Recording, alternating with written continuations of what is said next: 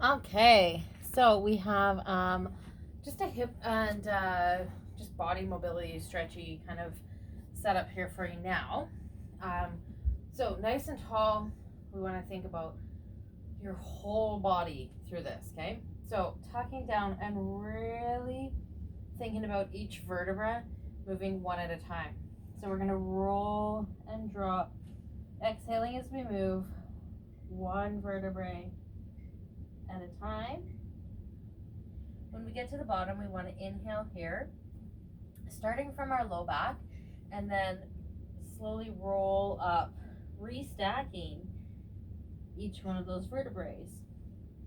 At the top, we're just gonna big arm circle, okay? Tip, roll, one vertebrae down at a time. I'm gonna go a little bit faster just for video's sake so I don't bore you to death. Rolling up. Okay?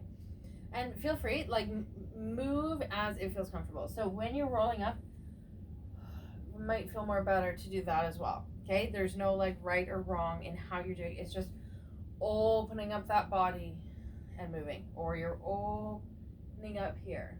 Okay? We're less worried about the core here. We just want everything to just warm up. Okay? After that, we're going to do some dynamic hamstring stretches. So tipping at your hips, take a step. So toes are up, hips are back. Toes are up, hips are back. And you're only like a foot distance apart. It's not huge.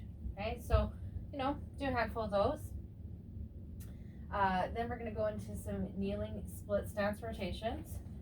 So hand is straight out in front of you. I actually prefer these against a wall to help keep you in line. And you're exhaling to open. Inhale back. Exhale to open. And your eyes are going to follow your hand as far as it goes and bring it back. We're going to come up and over.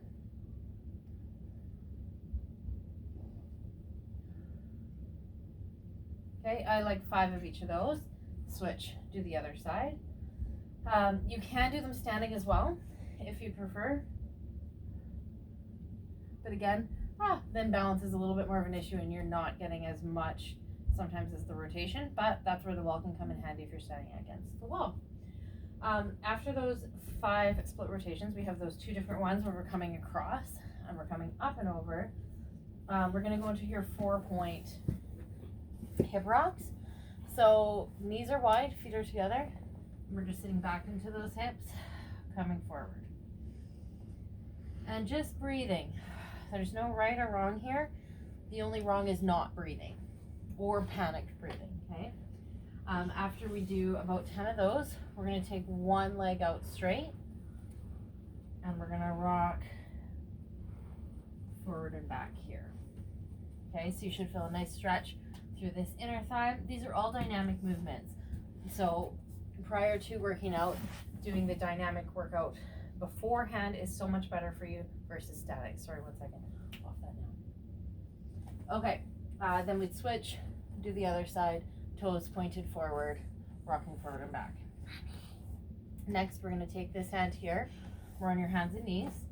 This hand is going to thread under here, and then we can reach up to the ceiling. Thread under here and busy. No, not right now. And reach up to the ceiling.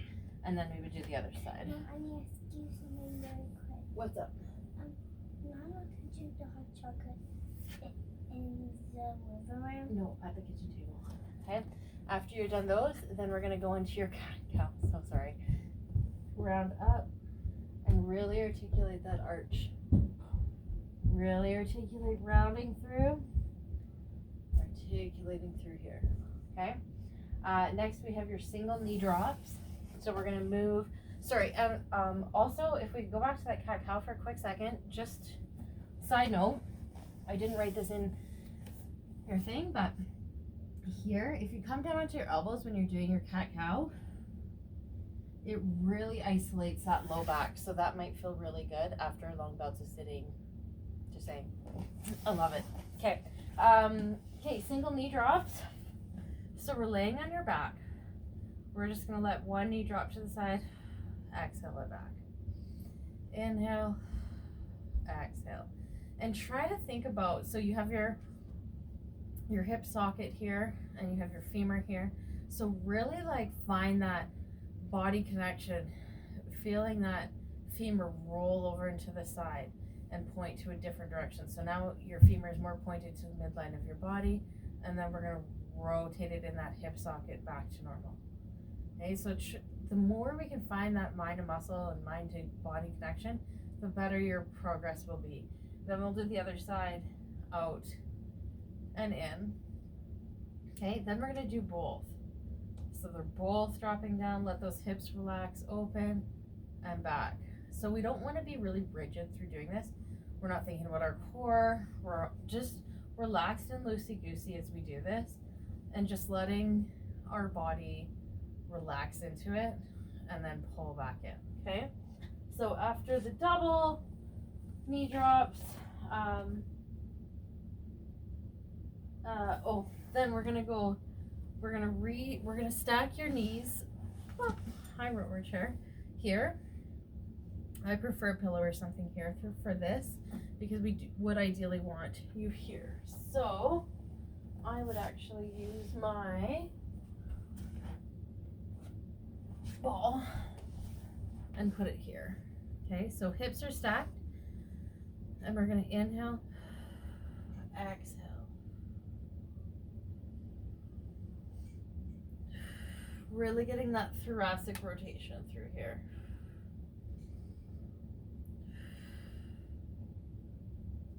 Okay, and then do the other side. And then we have your squat to butt lift. I know it sounds dumb. Okay, so we're hinged over. Now, if you don't feel like you have that hamstring flexibility, you could always use something to help that range of motion. So we're just dropping your bum down and then pressing to straighten those legs. Drop down, press to straighten. And really finding a deeper stretch, if we can, each time. Okay? World's greatest stretch. We're coming into that lunge position. Oh, we're down. We're gonna reach up. Now, depending on where you are, we can also then come up, straighten this leg. Come back down, reach up, and straighten this leg for that stretch. You can hinge forward, deepening that stretch. So you can kind of take this to wherever it feels best for you.